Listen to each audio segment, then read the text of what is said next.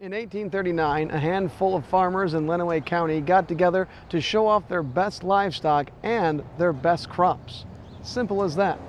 187 years later, that tradition hasn't stopped. Not once. It's now Michigan's oldest county fair, and it's grown into something those farmers probably couldn't have imagined. Because today, this fair isn't just about who's got the best hog or the biggest pumpkin. It's about the kids, thousands of them, building something, raising something, learning something, through a program that's become the backbone of the entire event, the 4-H program.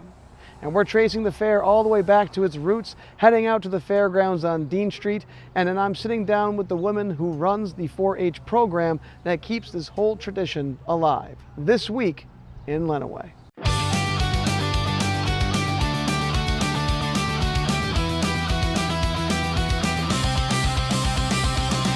Accurate, dependable, and late-breaking. This is local and state news on WLEN, Lenawee's local news station. This is actually where it all started. Not at the fairgrounds that we know today, but right here in downtown Adrian. Back in 1839, Adrian is where Lenawee County held its very first fair. And by 1849, it still wasn't much to look at. There was a horticulture display set up at the county courtroom and a handful of livestock pens outside. That was the whole show. But it grew. And in 1859, the Agricultural Society made its first real investment. They bought a part of a 10-acre island right on the River Raisin, just west of the Maumee Street Bridge, and built a footbridge out to it. Opening day that year drew more than 15,000 people, and for Lenawee County in 1859, that was enormous. And for almost 20 years, the island was home. But then in 1877, spring rains combined with some earlier work filling in the bayou around it caused flooding that wiped out most of the buildings and the racetrack. The fair was in trouble, and the society was forced to sell the island outright, and in 1878, they actually announced they were going to not have the fair that year. Leadership scrambled and secured a short-term lease on Lawrence Park instead, just to keep the tradition alive. Then came 1879. A new grandstand had gone up on that leased land, built quickly and by one account at the time, little more than pine timbers toe-nailed together. During one of the first big events there, with close to 1,000 people in the seats, it collapsed. Quite a few people were killed and hundreds more were hurt, some even for life. It remains one of the worst disasters in Adrian history. But the fair pressed on, and its last hurrah on that leased land came with a story almost too strange to believe. A nighttime hot air balloon launch that caught fire mid-ascent and drifted, still burning, until it landed on a building at the state school for girls. Remarkably, no one was hurt, just one very embarrassed balloonist. That was it for the stretch in Adrian, though.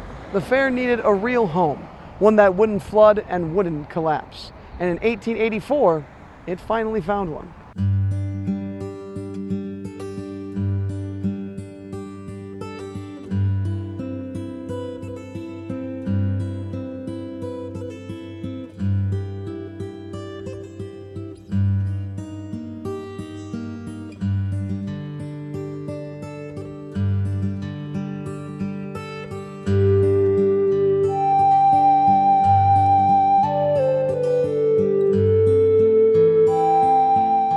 This is it, Dean Street.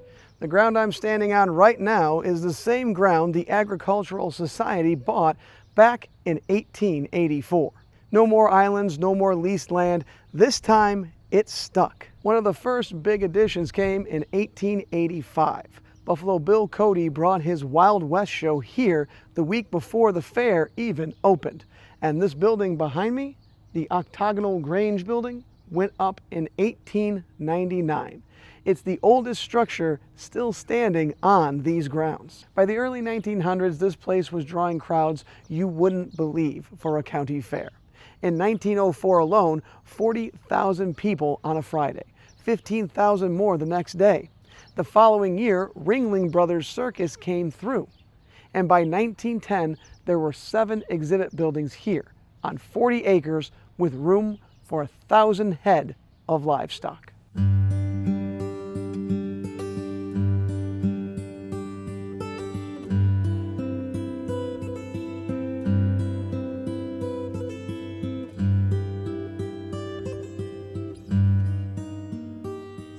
This was the golden age. Circuses, Wild West shows, record crowds.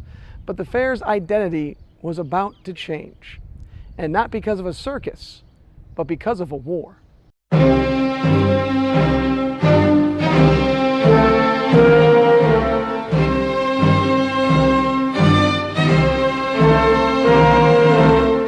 By 1942, the country was at war.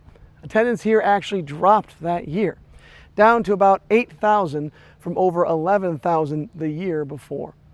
The cold weather didn't help either. But here's the thing, the 1942 fair was mostly 4-H and FFA. War bonds were being sold at the Kiwanis Club booth, and in the middle of all of that, a 5-year-old Holstein sold for $6,500, a record at the time. Then in the 1950s, attendance started slipping again. This time blamed on late September dates that clashed with the school calendar. So, in 1959, organizers made a call that changed everything. They moved the fair to mid-August, on purpose, to get school out of the way and make room for youth and 4-H kids to actually participate. We always like to say that the fair and 4-H is a true partnership in that we need each other. We need in 4-H to have a facility, which this is a beautiful grounds, where we can have a place to display and exhibit all of the wonderful projects so that the public can see how all of the great work that the young people are doing in their year-long experience with 4-H. I don't want to speak totally on behalf of the fair, but they always say to us that they need us in order for people to see all of the great things that young people do in this community. Often we hear about young people and what they're doing, and it's not always done on a positive note. And this is an opportunity for us to really showcase and show that we have a great group of young people in Lenawee County and across the state as well that are doing wonderful things. And this is an opportunity, and for 4-H, and for a lot of 4-Hers, this is the week for them, is upcoming as Fair Weeks. The shift paid off. By 1976, the fair added its first small animal auction. Rabbits, chickens, turkeys, geese, ducks.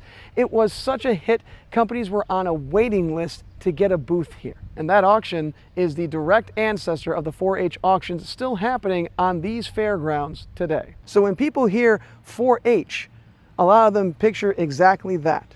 Kids raising a cow or a pig for the fair.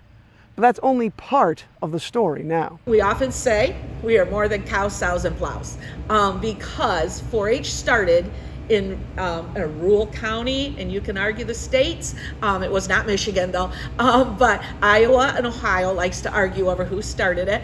But it started in rural America, basically looking at helping young people to help their families to increase their knowledge and their education around agricultural production. So we have a strong roots of agricultural production. We maintain that here in Lenawee County. We have a large number of young people who do livestock projects, who also do crops and soils and sciences and things like that. They're all important parts of agricultural production.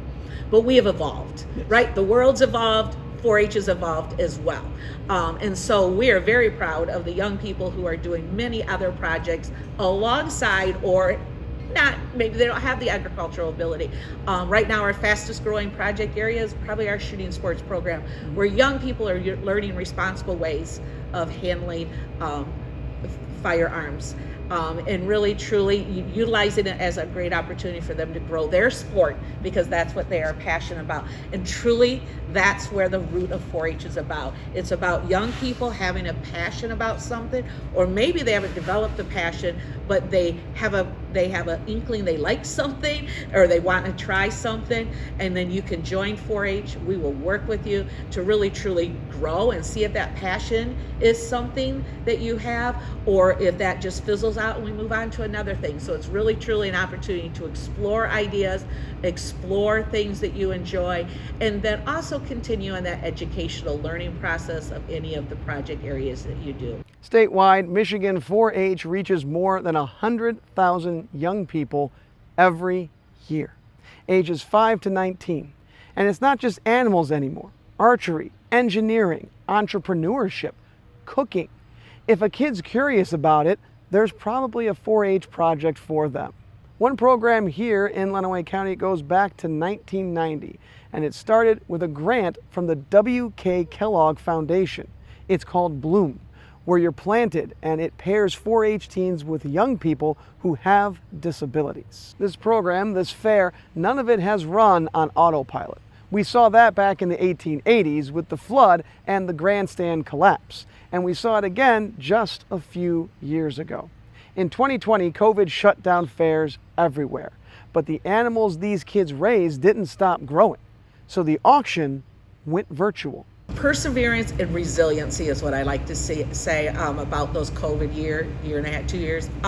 And because young people had their projects, they'd been working with them, they had, for livestock area, they had owned them. They were well into caring and raising these animals, and then to have what we call that one beautiful week, fair week, ripped out from underneath them, it was devastation. But we pivoted. We offered another format by going virtual. It's not everyone's love language at all, but it worked for that year. So the young people learned how to be resilient, how to pivot, and really, truly how to entrepreneur and market their animals, especially in the animal area, because we didn't have these live auctions where people just naturally came. So they had to do a little bit more work on their behalf to go out and get those buyers to log into a computerized system and make those bids. And so I really truly feel that it really truly was about resiliency, being willing to pivot, persevering, and up-stepping our marketing game. It changed our auction format moving forward too. I mean, I think we're a better auction for it as well, because people can come live, and we need those people sitting in those seats to buy those animals. But if that's not your ability to do that, then you can utilize still our computerized system to log in and support the young people through their livestock auction and the entrepreneurship auction that we offer. 187 years and running. Still Michigan's longest county fair, and this year it's back. July 26th through August 1st, right here at 602 North Dean Street in Adrian. 4-H is a year-long project, is a year-long program, I should say. Our enrollment system begins in September, so we almost follow a school year calendar. It's kind of weird, but our programming year starts September 1st. And we go all the way to August 31st. But yes, we'll start enrolling new 4-H members, and old 4-H members have to re-enroll every year. As much as we know our program's a great program, some things come in life that maybe they don't re-enroll every single year. So everyone re-enrolls, and new enrollment starts in September 1st. You can call the MSU Extension 4-H office at 517-264-5300, and we will connect you with a club. That is really truly where it's at. We're not running the clubs. We're not running the the individual regular activities with the kids. We offer great educational programming through our office, but this is about connecting young people in a club, in their community, in their neighborhood, in their area, and so that they start forming that bond, that relationship with all of those gold screen level volunteers that we have, as well as their peers and friends. 187 years ago, this started as farmers showing off livestock and crops. Today, it's still doing what it always did, just with a lot more kids leading the way. A big thanks to Janelle, Stewart, and everyone at MSU Extension for taking the time with me and for everything they do to keep this program running for Lenawee County kids. If you'd like to get involved, please contact the MSU Extension. If you've never been out to the Lenawee County Fair, this is the year to go. July 26th through August 1st, Dean Street in Adrian. And that'll wrap it up for us here this week in Lenawee. I'm Brian Vish for WLEN, Lenawee's local news station.